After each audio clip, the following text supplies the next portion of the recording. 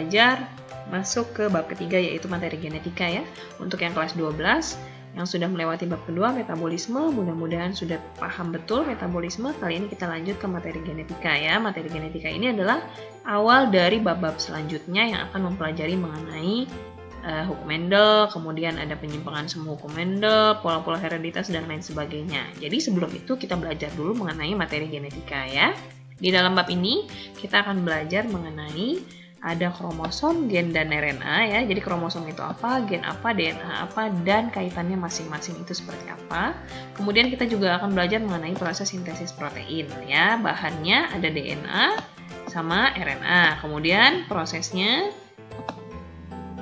itu ada 2 tahap, yaitu transkripsi dan translasi. Oke. Nah, kita mulai dari yang pertama, yaitu kromosom, gen, dan RNA. Apa sih hubungannya mereka ini bertiga? Kaitan antara mereka bertiga ini apa? Yang pertama kita lihat ya, sel. Masih ingat ya kelas 11 bahwa di dalam sel ada yang namanya inti sel atau nukleus. Di dalam nukleus itu ada kromosom-kromosom ya. Nah, kromosom ini terdiri dari gulungan atau pilinan benang-benang kromatin yang ternyata kalau kita lihat, kita teliti satu persatu, pilinan ini berasal dari benang-benang DNA yang menggulung ya, membentuk coils. Coils ini gulungan, membentuk gulungan antara DNA dengan protein histones. Jadi butir-butir ini adalah butir protein histon yang menggulung bersama dengan untayan DNA. Gitu ya. Jadi kaitannya adalah DNA itu adalah untayan ganda. Untayan ganda jadi ada 2 untai yang kemudian berikatan, makanya disebut untayan ganda atau double helix ya. Ikatan ganda polinukleotida ya, jadi ada banyak nukleotida. Nanti kita akan belajar nukleotida itu apa. Kemudian antara untai DNA dengan protein histon itu saling bergulung ya. DNA adalah untayan ganda polinukleotida yang saling bergulung dengan protein histon membentuk benang-benang kromatin ya. Benang-benang kromatin ini nanti akan memadat dan menebal membentuk yang namanya kromosom. Kemudian, gen adalah pembawa sifat yang terbentuk dari barisan basa DNA. Jadi nanti misalkan DNA-nya dari sini sampai sini, nah itu adalah satu gen. Yuk, biar lebih enak kita lihat. Nah, kromosom nih.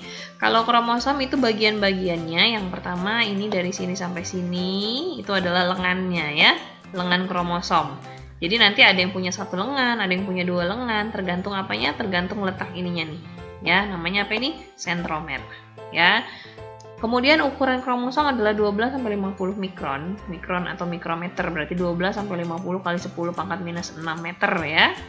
Itu panjangnya, kemudian lebarnya adalah 0,2 sampai 20 mikrometer. 0,2 sampai 20 kali 10 pangkat minus 6 meter.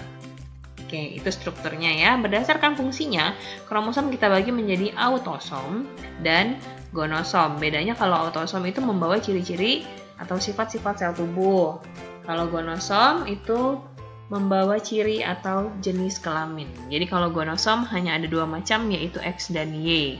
Kalau X bergabung dengan X jadinya jenis kelamin wanita. Kalau X bergabung dengan Y jadi jenis kelamin laki-laki ya. Setiap sel memiliki autosom dan gonosom. Autosomnya 44, gonosomnya 2. Itu kalau sel tubuh. Tapi kalau sel kelamin autosomnya 22, gonosomnya 1. Nanti kita bahas mengenai jumlahnya ya. Kemudian berdasarkan bentuknya atau berdasarkan letak sentromernya, kromosom dibagi menjadi 4, yaitu telosentrik yang A nih ya. Perhatikan yang A nih. Yang A itu telosentrik, kenapa? Karena si sentromernya ada di ujung sini ya. Sentromer ada di ujung sehingga dia hanya punya 1 lengan. Kemudian yang B yang ini akrosentrik. Jadi sentromernya hampir di ujung sehingga si lengannya ada 2, tapi lengan yang satunya lagi ini kecil sekali ya, sekitar 1/4 atau 1/5 dari lengan yang satunya. Kemudian yang C, kita lihat yang C adalah submetasentrik. Submetasentrik itu di mana lengan yang satunya sekitar setengah dari panjang lengan yang satunya lagi. Sampai kemudian yang D itu adalah metasentrik. Si ininya siapa namanya nih, sentromernya ada di tengah-tengah persis sehingga 2 lengannya sama panjang. Itu macam-macam kromosom berdasarkan bentuk. Nah, sekarang kita lihat kromosom jumlahnya ada berapa. Nah, ini adalah gambar pemetaan kromosom kita ya. kromosom kita itu ada 23 pasang. Dari nomor 1, nomor 2, 3, 4, 5, dan seterusnya sampai pasangan kromosom nomor 23 itu adalah kromosom kelamin. Kalau laki-laki kromosom kelaminnya X dan Y, kalau pada wanita kromosom nomor 23-nya atau kromosom seksnya itu adalah X dan X. Perbedaannya ya, perbedaan antara wanita sama pria. Jadi ada 22 pasang yang disebut dengan tadi apa namanya? Autosom. Ya, autosom ada 22 pasang, gonosomnya 1 pasang. Nah, ini dia nih. 22 pasang autosom sama cewek sama cowok, autosomnya 22 pasangnya ke semuanya itu sama yang autosom. Tapi yang berbeda hanya kelaminnya saja. Kromosom kelamin atau gonosomnya kalau pria XY, kalau perempuan XX gitu ya. Nah, kemudian jumlah kromosom di sel somatis atau sel tubuh, kromosom kita ada 46 buah. 46 buah itu atau 23 pasang. Nah, kita bisa lihat sendiri di sini ya. Ada 23 pasang, setiap nomor itu sepasang gitu ya. Biasanya dituliskan 44A, A itu autosom, plus XX kalau perempuan atau XY kalau laki-laki. Atau bisa juga ditulis 22AA, 22 pasang autosom, plus XX kalau perempuan atau XY kalau laki-laki. Kemudian, kalau di sel gamet itu cuma 2 ya, cuma sperma sama ovum aja. Cuma 2 doang, sperma kalau enggak ovum saja. Hanya punya 23 buah. Oke, jadi berarti di sel tubuh jumlah kromosom kita ada 46 buah atau 23 pasang, biasa disebut dengan 2N atau diploid. Sementara di sel gamet atau sel kelamin jumlah kromosom kita hanya 23 buah, biasa disebut dengan haploid atau N. Ya, itu beda jumlahnya. Sekarang kita masuk ke gen dan DNA ya. Kalau kalian sering dengar apa itu gen? Gen itu adalah gabungan dari beberapa atau biasanya puluhan sampai ratusan DNA. Ya, basa nukleotida DNA bergabung membentuk satu sifat atau satu gen. Kemudian kromosom itu biasanya kan dia sepasang ya, seperti yang tadi kita lihat di sini kan. Setiap kromosom itu selalu berpasang-pasangan di sel tubuh. Nah, jadi biasanya gen itu berpasangan kayak gini nih, berpasangan dengan kromosom homolognya. Ada yang A besar A kecil, ya ini kan A besar A kecil nih. Kalau A besar A kecil itu berarti dia alelnya heterozigot. Tapi kalau A besar atau A kecil berarti namanya alel homozigot. Seperti itu ya. Nah, kemudian ini gambar kromosom sebelum membelah nih. Kalau lagi mau pembelahan sel, nanti bab selanjutnya kan kita akan belajar pembelahan sel ya. Saat mau membelah, biasanya kromosom itu akan menggandakan kromatidnya. Nah, jadi kromatidnya mengganda seperti ini kalau lagi menuju proses pembelahan. Nah, ini berarti gambarnya kromosomnya lagi nggak membelah ya. Nah, itu tadi ya. Jadi kaitannya antara DNA sama gen. DNA yang berbaris puluhan sampai ratusan itu akan membentuk satu sifat atau satu gen. Kemudian gen yang berpasangan disebut dengan alel ya. Jadi alel adalah pasangan gen. Kalau gen sendiri, kalau alel berdua ya, pasangan gen. Selanjutnya kita akan lihat struktur dari DNA. Nah, DNA ini mungkin kalian udah sering lihat nih di animasi atau di film-film kayak Spider-Man yang ngomong-ngomong tentang DNA itu biasanya suka menampilkan gambar ini. Ini ya, gambar ini nih. Ini adalah gambar DNA. DNA itu adalah 2 untai polinukleotida yang berpasangan, berikatan lalu berpilin. Ya, jadi nanti ini ada untai pertama, nih yang ini nih. Kemudian ini untai yang kedua, untai 1 dan untai yang kedua ini akan saling berikatan, kemudian mereka berpilin. Nah, rantai DNA biasa juga disebut dengan rantai polinukleotida. Poli banyak, nukleotida ya nukleotida. Setiap satu nukleotida harus terdiri dari ini. Nah, ini yang kakak tandai, ini namanya satu nukleotida. Ada 1P, fosfat ya, yang bulat hijau ini fosfat. Kemudian yang segi 5 warna biru ini adalah gula deoksiribosa. Ya, DNA kan deoksiribosa nucleic acid. Jadi deoksiribosanya itu nama gulanya. Gula pentosa atau gula segi 5. Kemudian yang di ujung ini yang beda-beda, ya ini semuanya beda-beda, ini basa-basanya ini namanya adalah basa nitrogen. Nah, setiap makhluk hidup memiliki keistimewaan sifat itu karena susunan basa nitrogennya ini.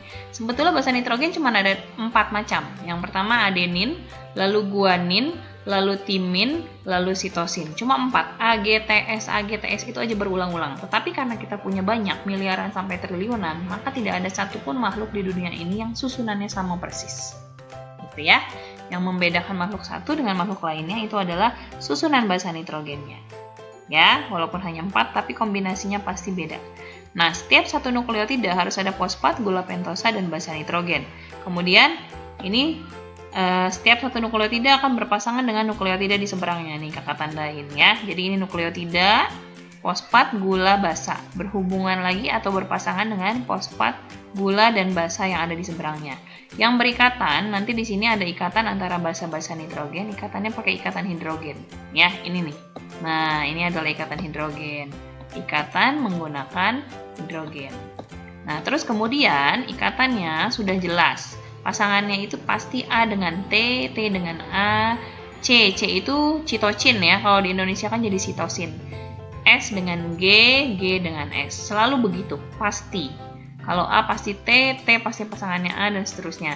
Antara A dengan T, ikatan hidrogennya rangkap 2. Antara G dengan C, ikatan hidrogen rangkap 3. Ya, kelihatan di gambar ya. Nah, seperti itu ya.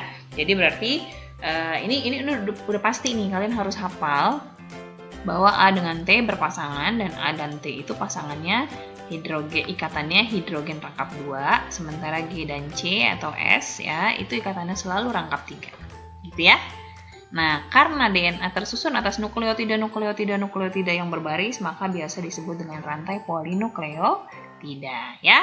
Kemudian ini juga kalian harus ingat apa saja yang termasuk dalam bahasa purin, apa saja yang termasuk dalam bahasa pirimidin. Oke ya, kita lanjut. Kita sekarang masuk ke sintesis protein. Sintesis protein itu membutuhkan bahannya DNA dan RNA. Nah, pertama kalian harus tahu dulu bedanya. Apa sih bedanya antara DNA dengan RNA? Nih kita lihat ya. Sebelum masuk ke tabel, kita lihat dulu gambar nih. Kalau RNA itu untainya cuma satu, ya, untai tunggal atau single strand. Kalau DNA untainya ganda, kemudian berpilin sehingga disebut double helix. Kemudian ini yang kotaknya lebih besar sendiri ini ya.